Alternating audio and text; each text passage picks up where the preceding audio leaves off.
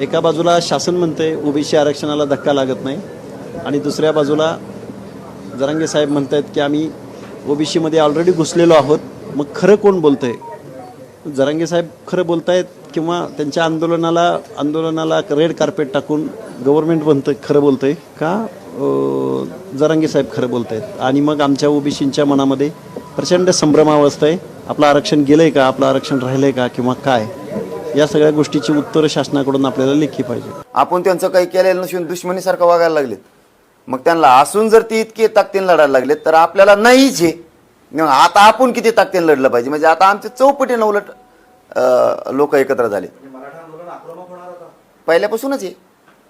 त्यांच्यामुळं नाही, त्यांच्यामुळं आम्ही आमचं आंदोलन आक्रमक करणार नाहीत, त्यांच्यामुळं मोठं करणार नाहीत, लहान करणार नाहीत. त्याच्यापेक्षा 1000 पटीनं जरी एकत्र आले तरी आरक्षण मराठी ओबीसीतूनच घेणार.